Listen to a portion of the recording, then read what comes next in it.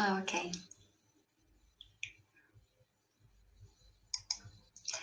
Hello, everyone.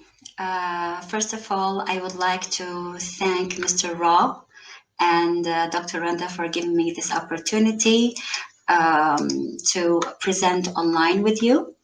And I hope all the teachers will um, uh, get to know how to deal with kindergarten classroom. Um, First of all, oops, where are the slides? I cannot find my slides. Janet, at the bottom. Oh, yeah, okay.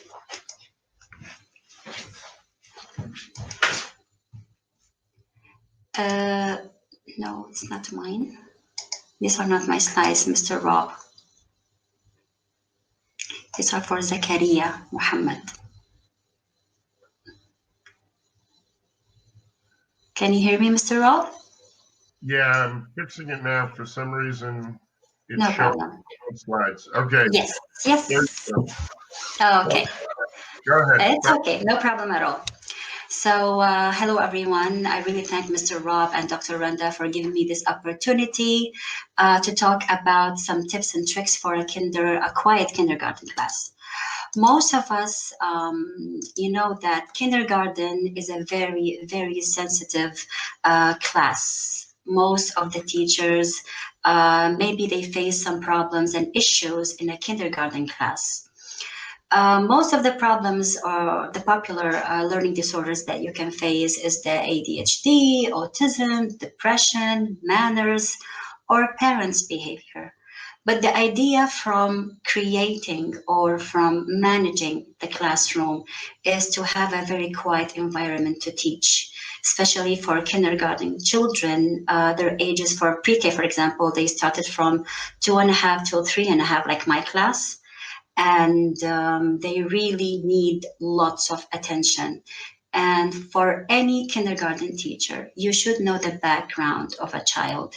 If he is living in a lovely family, some of them they have divorced parents. So all of these things will help you to deal with a child. So as you can see here, this picture like one of my kids. He's showing the same face to me, but it's fine. We can deal with this. Um, this is actually a very simple definition for a behavior to make it really so clear for all of you. Children, they love to copy. Anything you want to say or anything you say, whatever you're happy, you're sad, you're angry, they always love to copy you. I can remember one of my children, he loves to watch some animation movies like Shark and these things. So when I ask him to sit down with my voice, he never sit at all. So when I use the shark voice like sit down, immediately he sat down. So it really touched them and they really love to copy others. So here to make it clear and simple for the teacher, for kindergarten teachers, you have to be a PKT. PKT actually it's one of the names that I created for a teacher. For example, it stands for positive kindergarten teacher.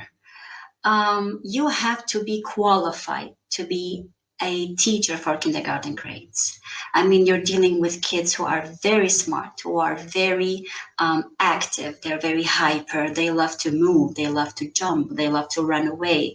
So they love to run around, they love to explore.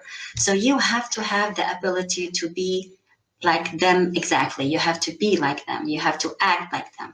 So you'll break all the walls between you and them, and everything will be easy.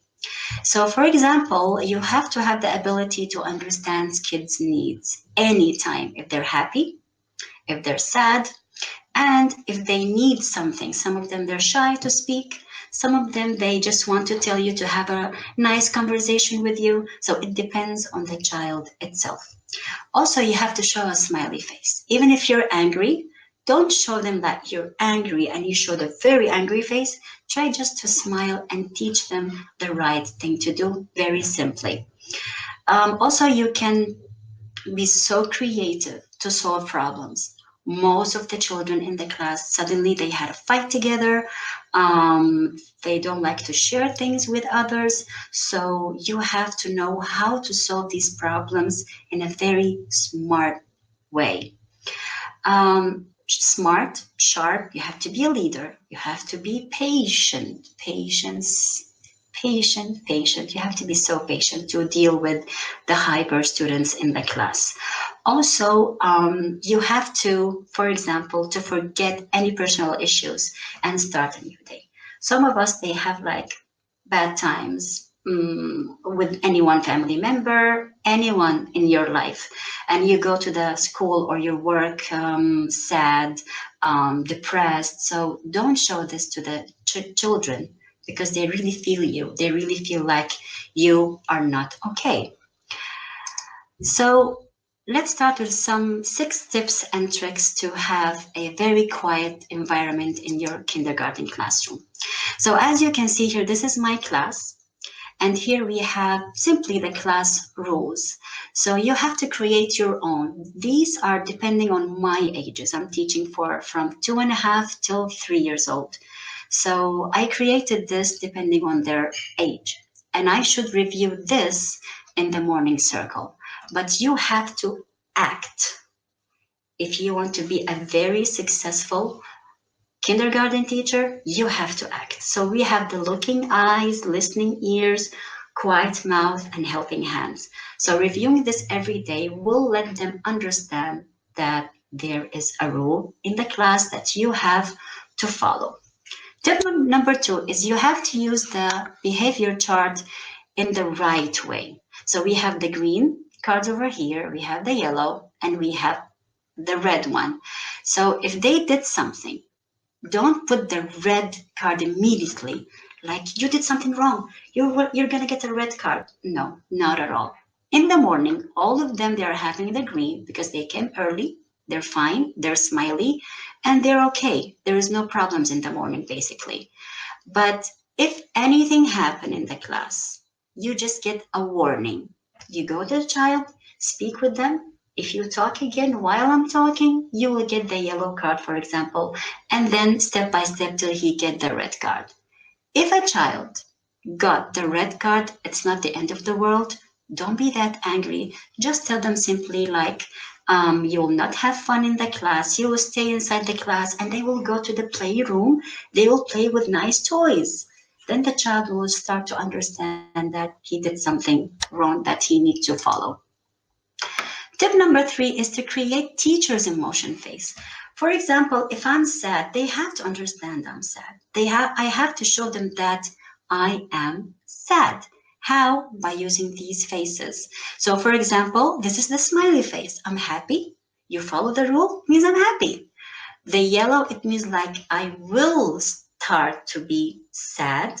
And then the orange, as you can see here, I'm sad. And I show them the sad face like that. And then the angry face. The angry faces should not be the same. Like, you're not a monster in the class, but you have to be angry like this. I'm so sad from you. I'm angry because you're not listening to me. So when you act, they do believe you, and then they will follow the rules like magic. Tip number 4 is use eye contact strategy with no sound. This strategy actually really, really helped me. And if I, for example, ask someone or one child to stop talking while doing activities, for example, math activities. So if I ask one child to stop and he keep talking and continue talking, then I will do the eye contact. The eye contact is I have to look just exactly on his eyes with no words, like that. Silence. The child will get very scared, and then he immediately, automatically will finish the work easily. So no need to make yourself tired. Tip number 5 is to teach them manners monthly and review in the morning circle. This is actually for my class. As you can see, we have the King of Manners and the Queen of Manners. I used to teach them manners like tolerance, sharing, respect, responsibilities.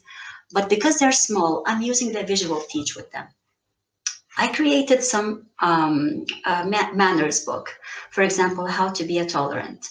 So in the book, I draw some pictures like don't laugh at others, you have to show respect, you have to be kind.